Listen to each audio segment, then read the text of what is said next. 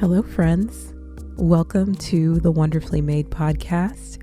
This is Fifi Buchanan, your host, and today we're going to be doing a little year closeout encouragement. And I believe no matter when you're listening to this, there's probably going to be some value. However, I am sort of just looking at closing out the year and preparing for the new year, where in January I will be doing a few more episodes than usual because there's a lot when it comes to fresh starts and new beginnings. So let's get into the episode.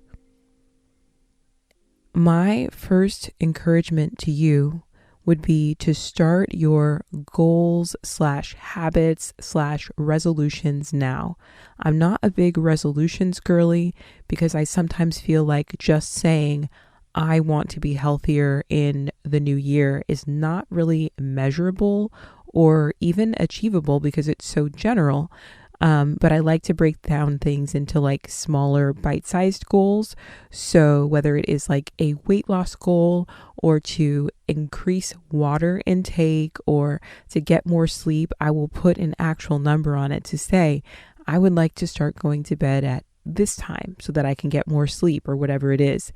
My point is that whatever these habits are that are required to achieve your goals, start before January 1st. That way you don't have this pressure and this deep breath and this like, I'm just coming off the holidays. Now suddenly I have to make a total 180 and I've got to do it all right in that first week.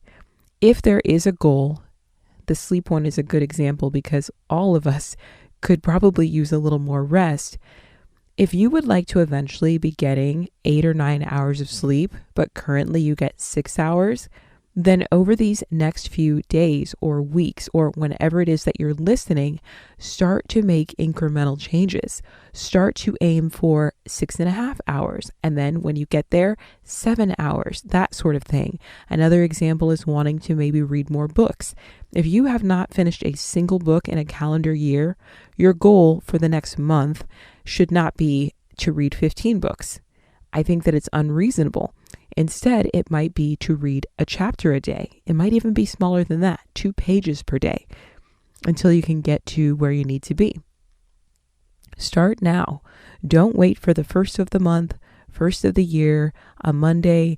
It feels like a good idea when we're saying it, but all we're doing is adding pressure at a later time when in the moment we thought of it, that is when we need to strike while the iron is hot. The next one is my encouragement to you would be to reflect, but do not condemn yourself.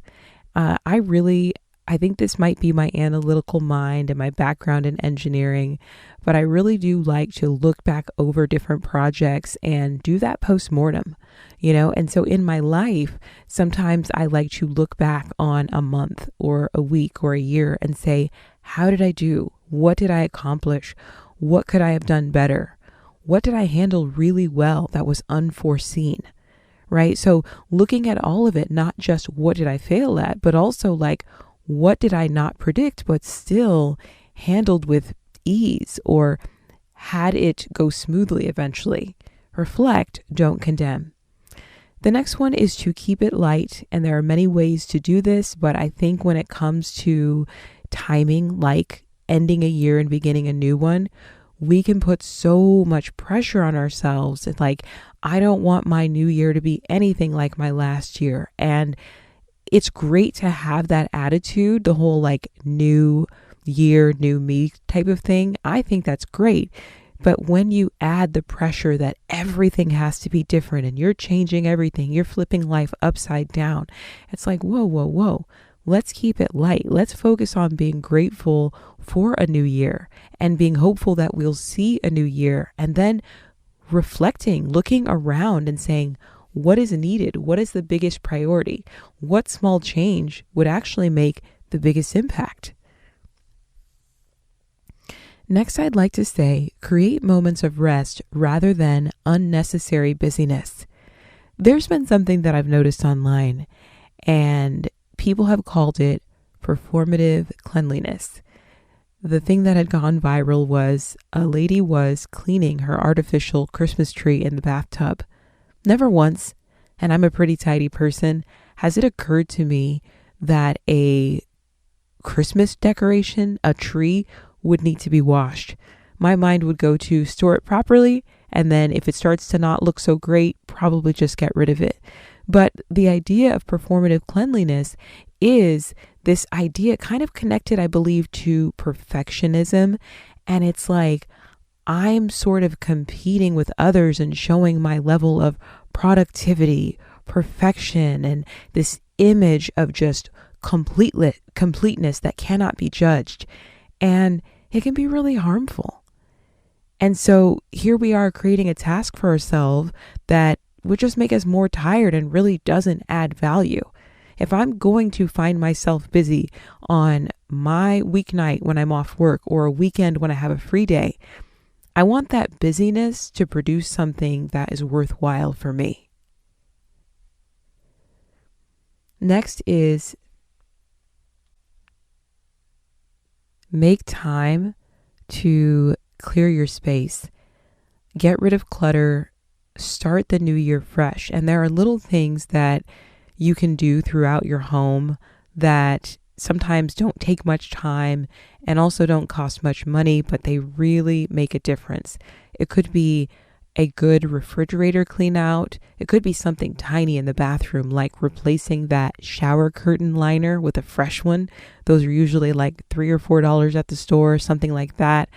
It could be maybe going somewhere and buying some new linens for your bed, just different things, or, maybe doing something for yourself, like hiring a house cleaner a few days before the new year comes in so that your house is in order and it's easier to clean off of the work that they've done.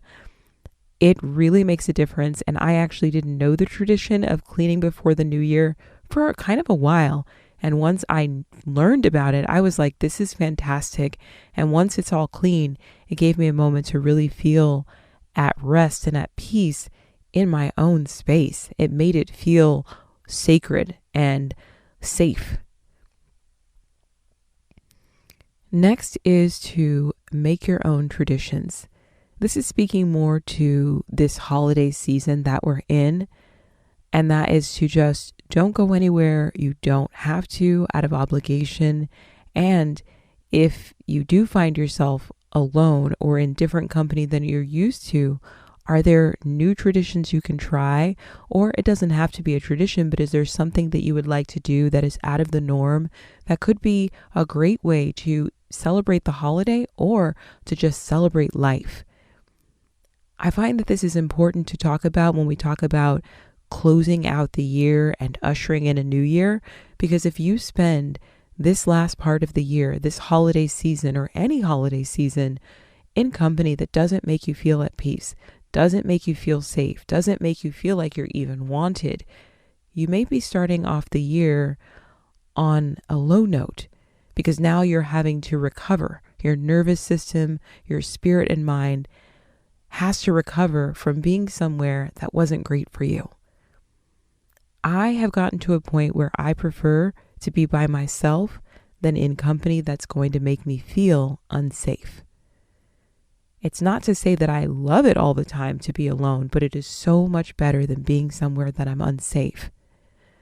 What's funny about the holidays is there are a lot of families that expect when you get that day off for Thanksgiving or Christmas or the New Year, you are to spend it with them. Whether they've treated you right all year long, whether they have ignored you or only called you when they need something. But to me, it's bizarre. If people haven't made you feel like you are part of them, part of family, connected, important, why should you spend a day or two or a week off in their presence? You are not obligated. And you can create your own traditions, whether it is alone or with others. And what you choose is perfectly okay. And if you try something new this year and you don't really care for it, well, don't do it the next year. Find something else. I sincerely hope this is the year that you do what makes you feel happy and joyful and peaceful and safe. over what other people are expecting or depending on you to do. Then you can start your new year free of the obligation of others and focused on who do you want to become and where do you want to be. I hope you found this episode helpful and encouraging. And I do want to ask one thing of you. If you've been listening, you've been enjoying the episodes, stop by Apple Podcasts or Spotify, leave a review, let me know what you think of the show or maybe what you'd like to hear next. And also, even better, share the episode with a friend or family member. Thank you so much for your support. I love having you here. I love reading the reviews and all the comments. And I will catch you in the next episode.